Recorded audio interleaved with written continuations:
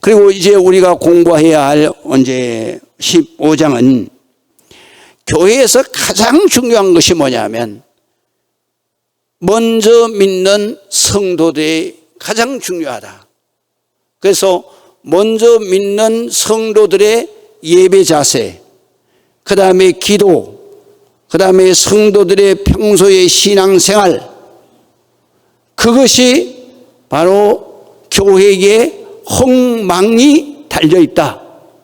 교회가 부흥하고 예수님의 세계 하나님의 나라가 이 땅 위에 도래하는 것은 먼저 믿은 우리가 덕을 세우며 살아야 되는데, 그 덕을 세우며 살 때 바로 믿음이 연약한 사람들, 처음 믿는 사람들이 우리의 덕을 세우는 삶에 감동을 받고, 그리고 덕을 세우는 삶에 하나님의 축복이 따르는 것을 간정을 듣고, 그리고 예배 함께 드리면서 경건한 그의 예배자, 그 다음에 경건한 그의 예배자의 평소 생활, 삶, 그거를 통해서 모든 사람들이 존경하는 그러한 먼저 믿는 성도들, 덕을 세우는 성도들이 될 때 그 교회가 부흥하는 것이고, 예수의 세계 하나님의 나라가 이 땅 위에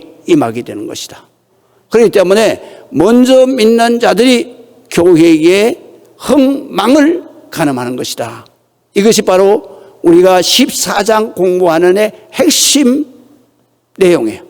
그렇기 때문에 우리 먼저 믿는 자들이, 먼저 믿는 사람들이 반드시 믿음이 연약하고 새로 믿는, 그리고 또 믿지 않는 사람들에게 칭찬받고 인정받을 수 있는 덕을 세우는 삶을 살아야 된다. 그래서 덕을 세우는 삶이 어떤 것인가 라는 것을 오늘 성경에서 말씀하시는 거예요. 그래서 먼저 믿는 사람들은, 성도들은 덕을 세워라. 그리스도께서 유대인들을 살리려고 할례의 추종자가 되시고, 또 이방인들, 하나님을 모르고 사는 열방의 모든 사람들을 살리기 위해서 십자가 대속의 제물이 되셨다. 그렇기 때문에 교회와 선교를 위해서 우리는 이 사랑에 빚진 자가 돼서 이 말씀을 따라서 덕을 세우며 모든 그런 믿음이 연약한 사람들, 또 불신자들에게 칭찬받는 삶으로 덕을 세워 살 때 바로 하나님 앞에 돌아오는 영혼이 구름대같이 볼대같이 이루어지고, 그리고 그 나라가 곧 예수의 나라, 하나님의 나라로 변화되는 것이다. 그렇기 때문에 우리가 먼저 믿는 사람들이 교회를 세우는 것과 선교하는 것과 전도하는 것에 그 사람의 삶이 가장 중요하다. 그것을 보고 많은 사람들이 주님 앞으로 돌아오기 때문인 거예요. 그래서 우리가 로마서 성경 가운데서 다 장마다 중요한 거예요. 그런데 이 중요한 로마서 말씀인데, 이 로마서 말씀이 사실은 그 당시에 그 단어가 고급 단어예요. 서민들이 사용하는 단어가 아니라 바로 배운 자들이 사용하는 단어예요. 그렇기 때문에 이것을 번역하는 데에 굉장히 많은 어려움을 겪고, 그리고 지금 현재 우리가 가지고 있는 성경도 이거 우리가 읽어서 그냥 이해하기가 어려운 거예요. 그렇기 때문에 로마서는 바로 목사님이 그것을 잘 해석을 해서, 그래서 강해 설교로 한자 한자를 가르쳐 가야 된다. 그래서 여러분들이 오늘 이 공부를 하시고, 그 다음에 이 페이퍼를 절대로 로마서 페이퍼는 버리면 안 됩니다. 그리고 이 로마서의 이 말씀이 중요하기 때문에 우리 성도들은 바로 1년에 한 번씩 이 로마서를 읽으면서 은혜를 되새김질해야 돼요. 왜 그러냐면 이 로마서는 성경 전체를 요약한 핵심 내용이 들어있다. 그렇기 때문에 이 로마서를 여러분들이 1년에 한 번씩 되새김질을 해야 돼. 그런데 되새김질을 하는데 이 성경만 읽어가지고는 여러분들이 이해가 안 되는 거예요. 그렇기 때문에 이 페이퍼를 보면서 성경을, 로마서를 1년에 한 번씩 꼭 되새김질을 해야 된다. 아시겠죠? 그래서 이제 오늘 본문에 있는 말씀을 보겠습니다. 자, 먼저 믿는 사람들은 덕을 세우라 그랬어요. 덕. 그럼 덕을 세우는 게 뭐냐? 덕을 세우는 게 뭐냐? 덕을 세우는 핵심 포인트가 있어요. 그게 뭐냐면 키워드가 바로 베드로후서 1장 5절에서 7절이에요. 그래서 여러분들이 해석해 놓은 거를 여러분들이 한번 보시겠습니다. 자, 이러므로 너희가 힘써 너희 믿음의 덕을 이랬어요. 지식은 뭐냐면 그노시스라고 하는 말인데 하나님의 뜻을 이해하는 그러한 말씀, 그것을 바로 힘, 그것이 지식이다. 그래서 말씀을 이해하고 믿는 정보를 바로 지식이다. 그래서 하나님이 주시는 말씀이 곧 지식이에요. 그 다음에 지식이고, 그 다음에 그것을 가지고 이 삶은 옳은 삶이다, 잘못된 삶이다, 분별하는 것을 명철이라고 그래요. 명철 또는 총명, 이렇게 말해요. 우리가 하나님의 말씀을 옛날 말씀이기 때문에 이해가 안 되잖아요. 그래서 이해하도록 하나님께서 여러 말씀을 통해서 깨닫게 하시는 그 힘을 바로 지식이라고 해요. 하나님 주시는 지식. 그래서 고린도전서 12장에 보면 성령, 하나님의 영이 너희에게 임하면 은사를 각 사람에게 줄 것인데 바로 첫 번째 은사가 뭐냐? 하나님의 지식의 말씀. 그래요. 그 말씀이 뭐냐면 하나님의 그노시스 지식의 말씀, 은사를 주는 거예요. 이 은사는 누구에게 주느냐? 바로 주의 종들에게 주는 은사예요. 이 성경 말씀이 어려운 말씀이기 때문에, 그렇기 때문에 하나님의 말씀이 무슨 뜻이라는 것을 주의 종들도 기도하면서, 그러면서 고대 언어를 공부해서, 그래서 그 언어의 뜻을 가지고 이 뜻은 바로 어떤 뜻을 의미하는 말씀이다 라는 것을 해석해서 성도들에게 가르치라고. 그래서 성령이 임하는 주의 종들에게는 하나님의 말씀의 지식의 은사를 주시는 거예요. 그래서 해석하고 풀어서 가르치는 은사, 말씀의 지식의 은사를 주시고, 그 다음에 두 번째 은사가 뭐냐면 하나님의 말씀의 지혜의 은사예요. 이것도 역시 주의 종들에게 주시는 은사인데, 이건 뭐냐면 지식의 은사는 그거를 해석하고 그 정보를 이해하도록 가르치는 것을 지식의 은사라 그런다면, 지혜의 은사는 이 말씀이 적시적소에 딱 생각이 나야 돼요. 요 생각나게 하는 것이 뭐냐? 컴퓨터로 말할 것 같으면 검색 기능이에요. 검색 기능. 그래서 검색 기능, 요게 바로 지혜다. 그래서 하나님이 주시는, 내가 이런 환경에 있을 때 하나님 어떤 말씀을 내게 주시는, 그럴 때 하나님이 주의 종들에게 어떤 말씀을 가지고 설교를 해야 되겠습니까? 그럴 때 그 말씀을 딱 생각나게 하시는 거예요. 그래서 예수님도 그 제자들에게 이렇게 가르치신 거예요. 너희가 내가 떠나고 나면 너희에게 보혜사 성령이 임할 터인데, 그 보혜사 성령이 임하면 내가 너희에게 가르쳤던 말씀이 생각이 안 난다.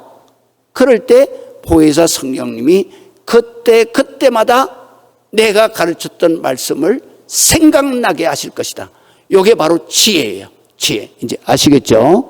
그래서 말씀의 지혜의 은사를 주시는데, 여기에서 이제 그노시스라고 한 것은 바로 지식과 지혜를 같이 합친 말이에요.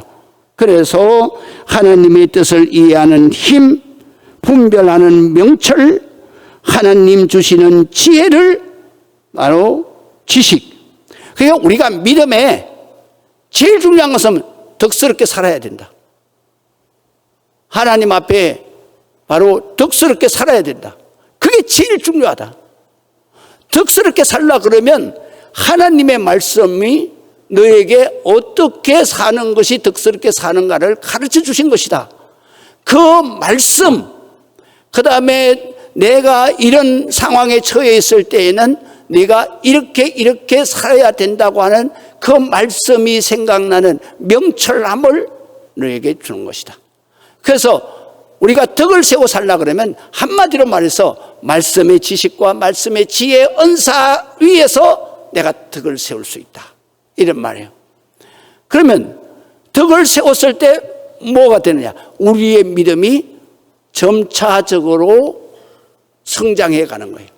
우리의 믿음은 하나님이 주신 믿음인데, 그 믿음은 어떤 믿음이냐면, 우리가 하나님을 몰랐을 때 전도자를 통해서 예수라고 하는 그 예수 그리스도 하나님에 대해서 이 전도를 받았을 때, 그때 하나님이 성령이 그 심령 속에 들어가서, 아, 내가 이렇게 죽게 되었을 때 바로 아무개 집사가 나한테 얘기했는데, 아, 하나님 앞에 기도하면 된다 그랬는데, 그러면서 자꾸 하나님 앞에 기도하도록 자꾸 그런 마음이 자꾸 생기는 거예요. 이건 내 저절로 생기는 게 아니고 바로 하나님이 이미 그 영혼에게 성령으로 들어가 계시는 거예요. 그래서 그 사람의 고난을 통해서 하나님이 계속 부르시는 거예요. 수고하고 무거운 짐진 자들아 다 내게로 오라. 내가 너희를 쉬게 하리라. 너희는 내게 와서 배우라. 나는 온유하고 겸손하니. 믿으시면 아멘. 자꾸 하나님을 생각나게 해요. 그때는 이미 뭐를 깨달아야 되냐면 하나님이 내게 믿음을 주시는 거예요. 믿으시면 아멘. 그래서 바로 전도자를 따라서 교회에 오게 되면, 그러면 그 예배 드릴 때에 대부분 다 믿는 사람들이 어느 때 기도 응답을 제일 많이 받느냐? 처음 믿을 때 제일 응답을 많이 받아요. 그때 하나님이 역사하시면, 아, 정말 내가 하나님 믿어야 되겠구나. 그래서 처음 믿는 사람이 교회에 나왔을 때에는 그 고난이 극도에 다다라요. 그럴 때 하나님밖에는 붙들 수가 없어요. 그때 하나님을 부를 때 하나님이 책임져 주시는 것을 경험하는 거예요. 그때 이 사람은 믿음이 반석 위에 서는 거예요. 그러면서 그때부터 그리스도인으로 살아가야 되는데, 그런데 아무것도 모르잖아요. 그러니까 누구를 보면서 따라가야 돼요? 바로 먼저 믿는 그 사람이 잘 돌봐주고 붙들어주는 그 인도하심을 따라서 신앙이 성장해가는 거예요. 할렐루야. 그렇기 때문에 먼저 믿는 사람의 역할이 가장 중요하다라는 것이죠. 그래서 이 지식에, 그 다음에 지식에 절제가 있어야 된다. 다시 말하면 내가 은혜를 받고 나면 그때는 막 배는 게 없어요. 하나님이 나만 사랑하는 것 같아. 그때 하나님은 절제하라 그러는 거예요. 그럴 때 내가 또 교만해질 수가 있는 거예요. 그럴 때 하나님은 절제하라. 막 기도회를 하는데 처음 믿은 성도가 막 방은혜를 받고 막 정신을 못 차려 막 펄펄 뛰면서, 그럴 때 목사님이 가서 절제하세요. 이렇게 절제를 하는 거예요. 그래야지 내가 교만해지지 않는 거예요. 그 다음에 절제하면서 덕을 세우고, 그 다음에 내가 믿으면서 기도를 많이 했는데도 하나님이 내 기도를 안 들어주시는 그럴 때가 있어요. 그럴 때 우리는 뭐 해야 되냐면 인내해야 되는 거예요. 할렐루야. 인내해야 되는 거예요. 그래서 덕을 세우는 사람은 절제와 또 인내를 통해서 뒤따라오는 믿음이 연약한 사람들이 보고 정말 믿는 사람은 다르구나. 저런 고난에서도 끊임없이 인내하면서 결국은 기도해서 하나님의 축복을 이루어가는구나. 이거를 보고 그 먼저 믿은 사람을 존경하게 되고 존중하게 되고 그러면서 나도 저렇게 믿어야 되겠다. 그래서 모델이 되고 그것이 바로 덕을 세우는 거예요. 멘토가 되어주는 거. 그것이 바로 덕을 세우는 삶이다. 우리 먼저 믿는 사람은 반드시 덕을 세워야 된다. 그런 말씀이죠. 그리고 그 다음에 그렇게 인내하면서 항상 믿는 사람이, 먼저 믿는 사람이 교회 안에서는 경건한데 나가면 똑같아. 세상 사람하고 막 오만 소리 다 해. 이 사람은 하나님 나라에 가서 회개할 게 너무 많은 사람이야. 왜 회개할 게 많으냐? 내가 따라오는 뒤에 사람을 너무나 많이 넘어뜨렸어. 그렇게 회개할 게 많은 거예요. 우리가 신앙생활 할 때 하나님만 바라보고 가는 거 맞아요. 그러나 내가 가끔은 뒤를 돌아봐야 돼. 왜? 나를 보고 따라오는 사람이 있기 때문에. 그래서 목사가 힘드는 거예요. 목사가. 제가 개포동에서 신방을 가는데 집사님 한 서너 분하고 갔어요. 그런데 그 교회 앞에가 8차선이야. 횡단보도 불이 깜빡깜빡해. 그런데 내가 한 중간쯤 갔어요. 성도들은 안 건너오고. 그러면서 건너오고 났더니 뭐라 그러냐면 이러는 거예요. 성도들이. 야, 우리 목사님은 진짜 목사님 맞네. 그래서 왜? 그랬더니 애는 말이 아이고 보통 사람 같으면 그 중간쯤 돼가지고 불이 깜빡깜빡하면 막 뛰어갔을 텐데 목사님은 그냥 목사님 그 자세 흐트리지 않고 그대로 가시는 걸 보니까 목사님 것 같아요. 은혜 받았어요. 이랬더라고요. 그런데 내 뒤통수가 충격을 받았어요. 왜 충격을 받았어요? 내가 개포동에만 들어오면 무조건 막 뛰어가다가도 점잖게 그래. 누군가 나는 모르는데 다 보는 사람이 아주 이주은 목사야 이렇게 하니까. 그런데 미국에 또 갔어요. 그래서 3일 동안 그 팀을 이뤄가지고 여행을 했어요. 그런데 마지막에 이제 자기소개를 하라고 그래서 나는 개포동에서 목회하는 이주은 목사입니다. 이렇게 인사를 하니까 조금 있으니까 사과를 깎아가지고 나한테 가져왔어요. 그래서 내가 나 알아요? 그랬더니 그럼요. 내가 성산중앙교회에 3년 동안 새벽기도 했대. 그리고 우리 단지 내에 살더라고요. 내가 등골에 식은땀이 나더라고요. 3일 동안에 내가 말한 거, 행동한 거, 뭐 뛰어다닌 거, 뭐 이런 본능적 행동이 없을 수 없잖아요. 그래서 내가 그 집사님 차 세웠을 때 내가 쫓아가지고 내외한테 가서 아이고 죄송해요. 내가 혹시라도 3일 동안 있으면서 혹시라도 집사님들에게 시험이 된 행동이나 언행이 있었다면 용서해 주세요. 그랬더니 아니에요 목사님. 저희가 목사님 버스 타셨을 때 그때 인사를 드리려고 그랬는데 혹시라도 목사님이 인사를 드리면 목사님이 여행에 부담을 가질까 봐서 인사를 안 드렸어요. 그런데 목사님은 어디 가시나 목사님이시네요. 이러더라고요. 그때 내가 한숨을 놓았어요. 그래서 저는 모든 행동이 부자연스러워요. 그래서 목사가 참 살기 어려워요. 나는 개포동에서만 좀 정지하고 다니면 된다 그렇게 생각했는데 미국에서 만날 줄 누가 알았어요. 그러니까 여행 간다고 마음이 탁 풀어지면 어떤 문제가 생기는 거예요. 먼저 믿는 사람은 나를 보는 사람이 반드시 있다. 그렇기 때문에 내가 경건의 삶을 허투리면 안 되는 거예요. 그러면 누군가 한 영혼이 교회를 떠날 수도 있다는 거죠. 이거를 오늘 성경에서 말씀하시는 거예요.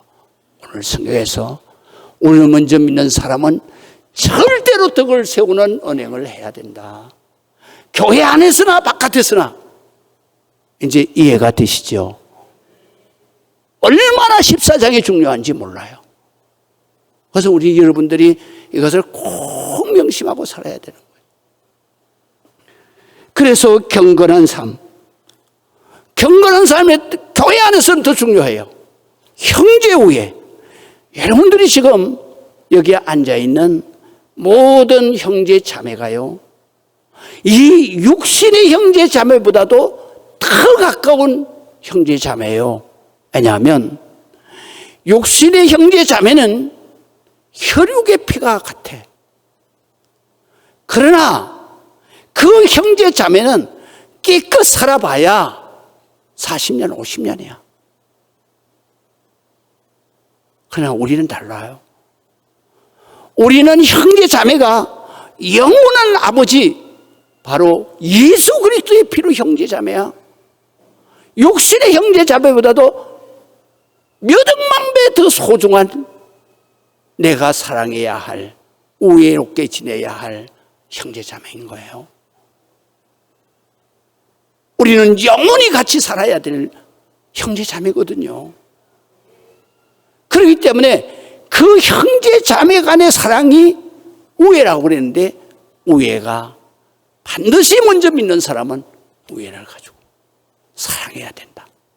사랑으로 잘 돌봐주고 사랑으로 잘 붙들어줘야 된다. 그렇게 덕을 세우는 삶이 반드시 내게 하나님의 놀라운 역사로, 하나님의 세계에 놀라운 축복이 임하게 되는 것이다. 할렐루야. 그리고 그 사랑에 더 나아가서 바로 형제 우애, 그 다음에 우애에 사랑을 공급하라. 사랑을 공급하라는 얘기는 무슨 얘기냐면요, 진짜 사랑을 공급하라는 거죠. 그 진짜 사랑이 뭐예요? 바로 예수 십자가의 대속의 은혜야. 그거를 진짜 사랑, 히브리 말로는 헤세드라는 거예요. 이건 인간의 사랑이 아니라 신의, 하나님 아버지의 사랑이라는 거죠. 자기의 목숨을 자식을 위해서 무조건 십자가에 죽는 그런 자식을 살리기 위한 아버지의 사랑인 거예요. 그거를 헬라 말로는 뭐라고 하냐? 아카페라고 그래요. 아카페. 여기에서 말씀하신 사랑은 아카페 사랑을 모든 사람에게 공급할 때 네가 모든 사람에게 칭찬을 받고 존중을 받고 칭찬을 받고 존중을 받는 너의 바른 삶과 행동이 덕을 세우는 삶이다. 이 말씀이죠. 할렐루야. 그래서 이 말씀을 쫙 설명을 해놨어요. 그래서 마지막 줄 보세요. 집에 가셔서 읽으시고 마지막 줄, 덕이라는 것은 훌륭한 인격으로 만드는 힘을 덕이라고 하고, 그리스도인을 신앙인으로 움직이게 하는 참된 용기를 덕이라고 하고, 탁월한 품격, 다시 말하면 인자한 품격을 덕이라고 한다.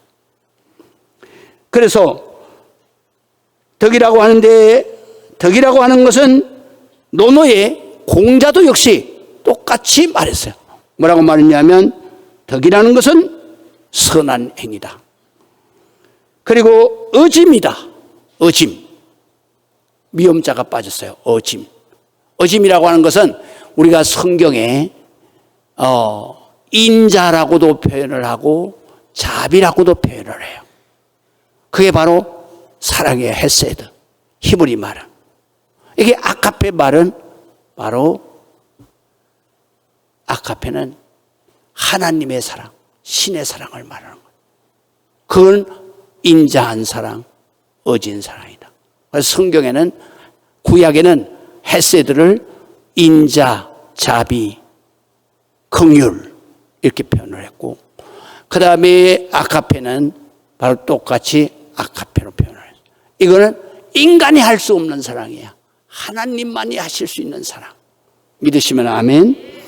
그래서 그 사랑으로 행하는 선한 행위, 그래서 많은 사람들을 감동시키는 그 삶의 모습을 덕이라고 한다. 그래서 인간의 선한 도리를 따라 실천하는 어질고, 그리고 사랑과 자비, 옳은 훌륭한 인격, 올바른 훌륭한 인격을 바로 덕이라고 하는데, 백성을 가르치는데 덕으로서 가르치고, 그 다음에 백성을 간지런히 하는 데는 예로 가르치라. 모든 백성을 가르칠 때 네가 실천해서 덕으로 가르치고, 그 다음에 간지런히라는 말은 그의 태도, 우리의 삶의 태도를 말해요. 행동의 태도는 뭘로 가르치느냐? 예로 가르치라. 성경에도 마찬가지예요. 우리 성도들의 모든 삶의 태도는 예수님의 태도로 가르치라. 그 태도는 어떤 거냐? 마음의 태도는 온유하고, 이 내 육신의 태도는 겸손하다. 그래서 예수님이 이렇게 말씀하셔요. 수고하고 무거운 짐진 자들아 다 내게로 오라. 내가 너희를 쉬게 하리라.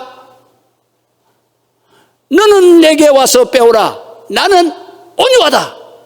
마음의 태도는 항상 온유한 사랑의 태도를 가지고 있고, 그 다음에 내가 모습, 육신의 태도는 뭐냐? 겸손하다. 이것을 내가 배워야 된다. 믿으시면 아멘. 그래서 우리가 덕을 세운 사람은 그렇게 말씀하셨어요. 그렇기 때문에 공자도 백성을 깨우치고 가르칠 때에는 덕으로 가르치고, 그 다음에 백성의 삶에 바로 태도를 가르칠 때에는 예의로 본을 보여주면서 가르치라. 그런 사람이 덕을 세우는, 바로 덕을 세우는 지도자다. 그런 뜻이에요. 성경에서는 덕이라고 무슨 말이냐? 바로 사람을 온유하게 하는 것이고 온전하게 하는 것이며, 하나님과 이웃을 사랑하고 위하여 봉사하게 하고, 어떤 경우에서든지 자신의 신앙을 증거할 만한 용기. 모든 사람에게 나는 이렇게 살고 있습니다. 나는 예수님 때문에 매일같이 이렇게 주일마다 경건하게 하나님 전에 나와서 이렇게 하나님 앞에 예배하면서 살아갑니다. 그래서 내가 받은 복이 이런 복입니다. 이런 간증을 자신 있게 할 수 있는 사람, 그런 것이 바로 덕을 세우는 사람이다. 그런 뜻이에요. 그래야 전도를 자신 있게 하라, 이런 말씀입니다. 그리고 증거할 만한 용기를 가지게 해주는, 그래서 본이 되는 것을, 그 사람의 삶을 덕을 세우는 덕스러운 삶이다. 그렇게 말하는 거예요. 아무리 삶의 모습이 올바르고 아름답고 덕스러움 추구하는 사람이라 할지라도 선한 것, 올바른 것 분별하지 못하고 지혜가 없을 때에는 분명 실수하고 미혹하고 되고 가오를 범할 수 있습니다. 그러므로 우리는 올바르고 선한 덕을 추구하는 데는 뜨거운 가슴과 올바른 것을 분별하고 취할 수 있는 냉철한 하나님의 말씀의 지혜에 머리를 가질 때 우리의 마음의 인격인 바로 지정의를 올바르게 갖춘 덕스러운 삶을 살게 되는 것입니다. 그렇기 때문에 지혜를 위해서는 말씀과 기도를 해야 합니다. 덕스러운 삶을 위해서는 성령의 능력을 받아야 합니다. 그래서 빌립보서 4장 13절에 보면 하나님이 능력 주시는 자 안에서 내가 모든 것을 알 수 있느니라. 하나님이 능력을 주시면 어떤 환경에 처해 있든지 나는 모든 사람들이 칭찬하고 모든 사람들이 존경하는 크리스찬의 덕을 세우며 살 수 있습니다. 이런 뜻이에요. 그 다음에 두 번째 보겠습니다. 오늘 이제 본문에 들어가는데요. 1절에서 3절은 굉장히 막 어려워요. 이게 뭐냐면 문법상으로도 히브리 그 어순과 그 다음에 우리 한국말의 어순이 반대잖아요. 히브리어나 영어는 주어 나오고 동사 막바로 나오잖아요. 그러나 우리는 그렇지 않아요. 주어 나오고 맨 나중에 동사 나오잖아요. 그러니까 이거를 번역할 때 굉장히 어려운 거예요. 그래서 이거를 잘 이렇게 문법적으로 뜯어보면, 그러면 그러니까 성경 말씀의 어순을 바꾸는 거예요. 바꾸어서 이렇게 번역을 해야 되기 때문에, 그렇기 때문에 어떤 데는 바꾼 데도 있고, 어떤 데는 안 바꾼 데도 있고, 직역을 한 데는 안 바꾼 데도 있다. 그렇기 때문에 우리가 이해를 하기가 어렵다는 거죠. 그래서 그것을 해석을 해놨어요. 그래서 한번 보시겠어요? 1절. 믿음이 강한 우리는 마땅히 믿음이 약한 자의 약점 이런데 연약함이라. 다른 성경에는 보면은 헬라어의 이 약점이 아니라 바로 연약함이에요. 연약함. 우리가 번역이 잘못된 거예요.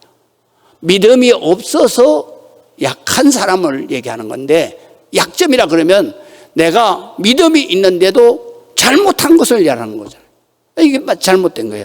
그래서 연약함을 담당하고, 이게 담당한다는 단어가 또 안 맞아요. 이게 무슨 얘기냐면 잘 돌봐주고 케어하는 그거를 말하는 거예요. 그래서 잘 돌봐주고 붙들어줘야 된다. 그래서 우리가 영어로 말하면 케어라는 말이에요. 케어. 그래서 돌봐줘야 한. 그리고 또 자기를 기쁘게 하지 아니할 것이다. 이 말은 무슨 말씀이냐면, 우리는 먼저 믿는 사람이 자기 생각대로, 자기가 좋은 대로 막 말하고 행동하면 안 된다 이거예요.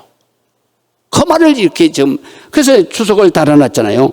우리는 자기에게 좋은 대로만 해서는 절대 안 됩니다. 내 생각에 이게 이렇게 해야 되는데 안 되는 거예요. 그거는 어떻게 해야 돼요? 하나님의 말씀을 따라서 해야 되는 거예요. 그래서 왜 하나님의 말씀을 따라서 해야 되냐?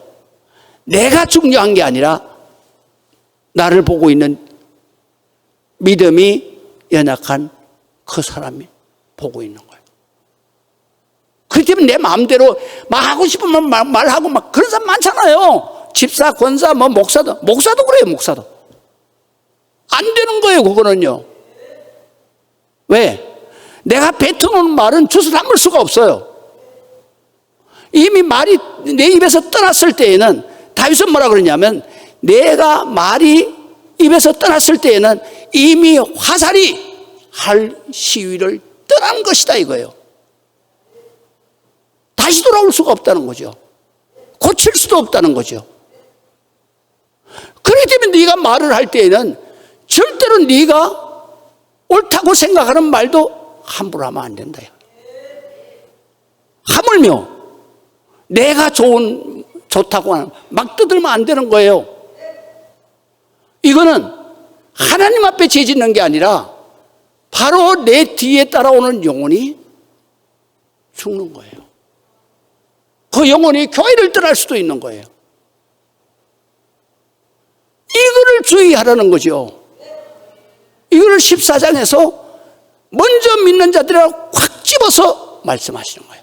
네 마음대로, 네가 기쁜 대로, 네가 좋을 대로 막 행동하는 거, 그거는 절대로 해서는 안 된다. 다른 사람을 걸려 넘어지게 하는 거예요.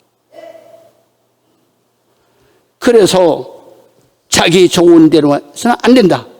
우리 각 사람, 우리 모든 성도들마다 이웃을 기쁘게 해야 된다.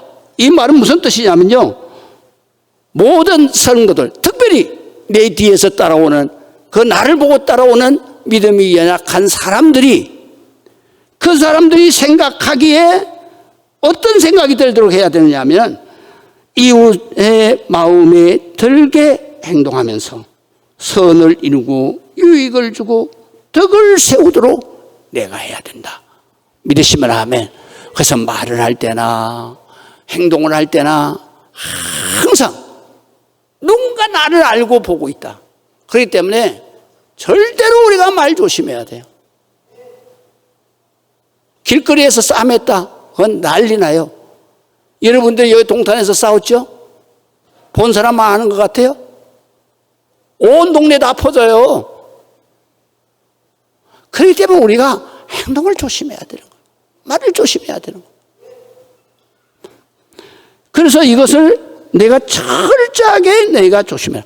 그래서 다윗은 뭐라고 그랬냐면 이렇게 말했어요. 하나님, 내가요 말을 하는데 나도 모르게 내가 마음대로 할 때가 많아요. 그래서 하나님, 내 입에 문지기 좀 세워주세요. 내 입에 문지기 좀 세워달라는 거죠. 야고보 사도는 뭐라 그랬어요?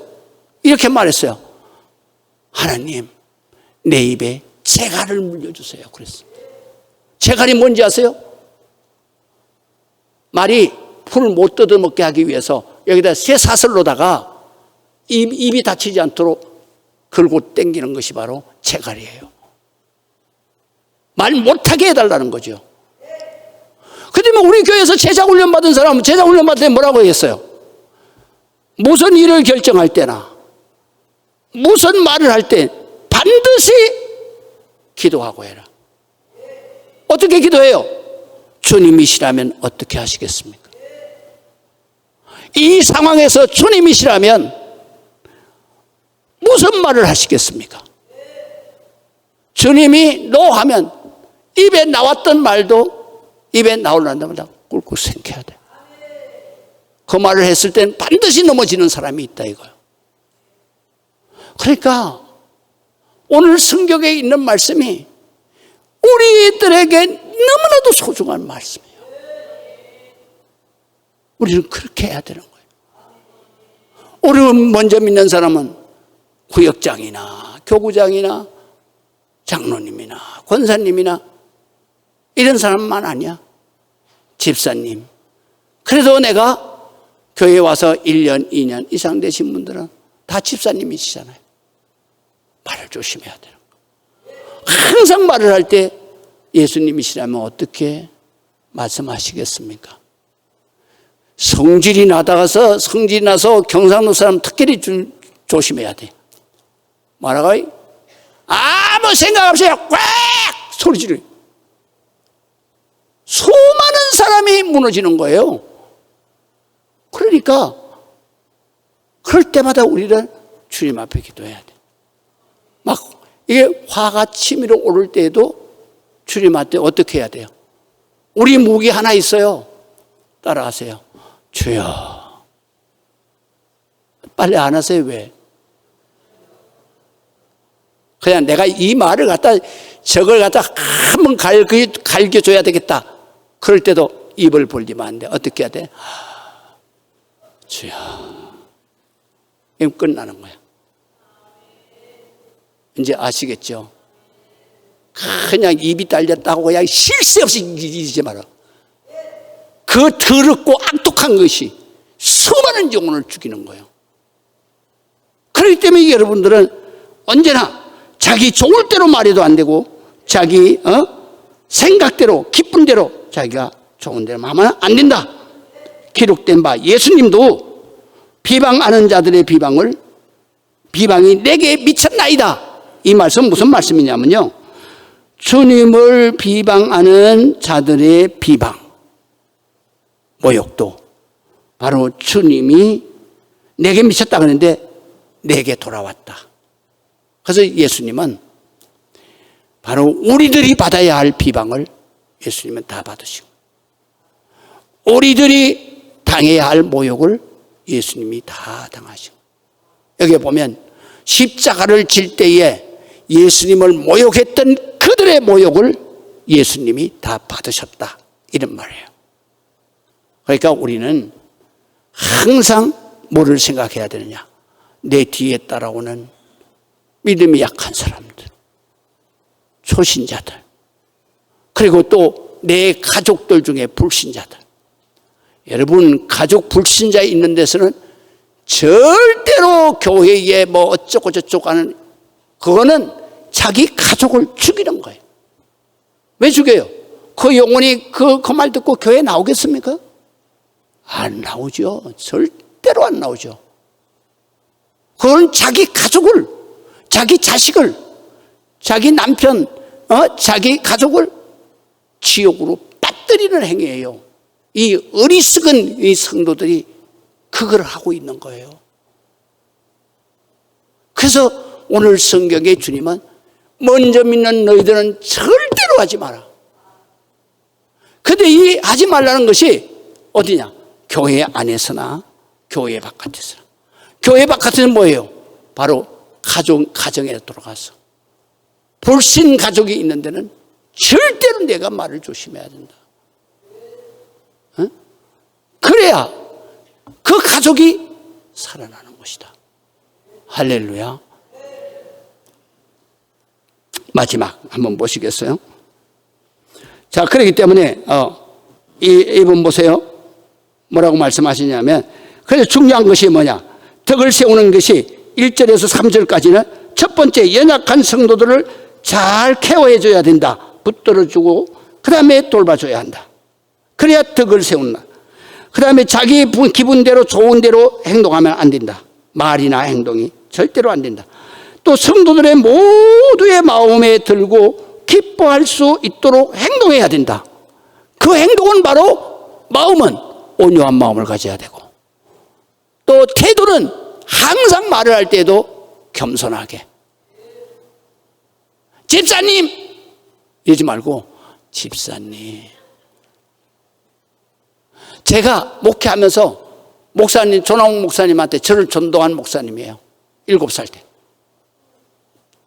그 목사님한테 내가 특별 교육을 받은 게 있어요. 이 목사 아주 혈기들 빠졌어. 그래서 예? 그랬더니 말이 그게 뭐야? 목사는 안 된다, 된다, 딱 부러진 말 하면 안 되는 거야. 그럼 어떻게 해요? 성도들이 전화하면 반드시 알아야 돼. 성도들이 뭐라고 그러면 그렇군요. 이렇게 대답해야 된대. 또 성도들이 뭐라고 막 떠들면 그러면요. 이렇게 대답해야 돼. 그래서 다른 말 하면 안 된다는 거야, 목사는. 그리고 절대 안 된다, 이런 말도 절대로 하면 안 된다는 거예요. 그럼 성도들이 막 이거 얘기하면 그거 안 돼, 이렇게 말하면 안 된다는 거죠. 어떻게 해야 되냐? 그랬더니 집사님 기도해 봅시다. 이렇게 해야 된다는 거예요. 그런데요, 내가 그렇게 지도를 받았는데도요, 한 10년은 못 고치겠더라고요. 나도 모르게 성질이 팍 나면 그냥 툭 튀어나와. 그래서 목회 10년이 넘어가니까 그때 마음의 여유가 생기더라고요. 그래서 그 목사님 시키는 대로 막 그래요. 제가 기도할게요. 그러니까 조용해지더라고요. 그리고 성도들이 온순해져요. 그래서 내가 이 목사가 이게 입으로 내뱉는 죄가 엄청나구나. 할렐루야.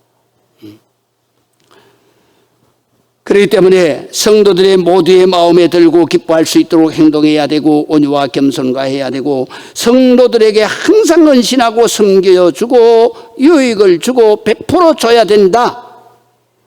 네 번째는 예수님도 자기에게 좋은 대로만 하시지 않으셨다. 예수님께서는 오히려 인간들을 위해 받아야 할 비방과 모욕을 예수님이 다 받으셨다. 그 다음에 4절에서 7절 보겠습니다. 선을 이루어서 인내와 소망으로 덕을 세워야 된다. 그리고 한 마음으로 예배해야 된다. 그랬어요. 자, 무엇이든지 전에 기록된 바는 우리의 교훈을 위하여 기록된 것이니 우리에게 교훈을 주려고 한 것이니, 이렇게 번역을 하면 됩니다. 우리로 하여금 인내로 또는 성경의 위로로 소망을 가지게 함이니라. 성경이 주시는 바로 인내와 위로로서 소망을 가지게 하려고 한 것입니다. 이제 인내와 위로의 하나님이, 인내심과 위로를 주시는 하나님께서 우리로, 여러분이 바로 그리스도 예수를 본받아서 서로 뜻을 같이 하여 주사 같은 생각을 품게 하여 주셔서, 이런 뜻입니다. 한 마음 한 입으로 하나님 곧 우리 주 예수 그리스도의 아버지께 영광을 돌리게 하려 합니다. 덕을 왜 세우면서 살아야 되는 이유는 뭐냐? 믿음이 약한 사람들도 믿음이 빨리빨리 성장해서 우리 모든 믿음의 형제들이 주일날이면 이 자리에 와야 돼요. 이 자리에 와야 하나님 앞에 기도하는 것이 응답이 된다. 하나님 앞에 부르시는 문제가 해결이 된다. 할렐루야. 그렇기 때문에 이곳에 와서 하나님 앞에 예배를 드려야 되는데, 너희가 마음이 한 마음이 아니에요. 덕을 세우는 그 한 마음을 가져야 되는데 한 마음이 아니다 이거야. 그러면 이 사람은 신령과 진정으로 예배하는 자가 안 되는 거예요. 예배에서 빠져버리는 거예요. 그렇기 때문에 항상 너희는 덕을 세우는 삶의 태도를 가지고, 마음을 가지고 우리가 반드시 해야 된다. 그것은 너희가 예배 시간에 신령과 진정으로 예배하는 자에서 빠지지 않게 하기 위해서. 할렐루야. 그래서 한 마음으로 덕을 세우는 삶을 살겠다는 마음으로, 그리고 또 한 입으로 말을 하더라도 그냥 막 예배 듣던 더러운 입을 가지고 어떻게 찬송을 부르냐 이거야. 야고보서에서 보세요. 너희가 남을 저주하던 그 입을 가지고 어떻게 하나님 앞에 거룩한 찬송을 드리겠냐? 드렸나 치자 하나님이 받으시겠냐? 안 받으신다 이거야. 그래서 여기에서 한 입과 한 마음이라는 얘기는 너희가 이런 죄가 있으면 다 씻어야 된다 이거예요. 씻고 내가 하나님이 여기 계시는데 그 앞에 내가 경건한 마음으로 예배를 해야 내 기도가 상달되고 내 문제가 해결되고 내 몸의 치유가, 병의 치유가 아침 햇살처럼 급속하게 될 것이다. 그래서 우리가 이렇게 사는 크리스찬이 돼야 된다. 기도하시겠습니다.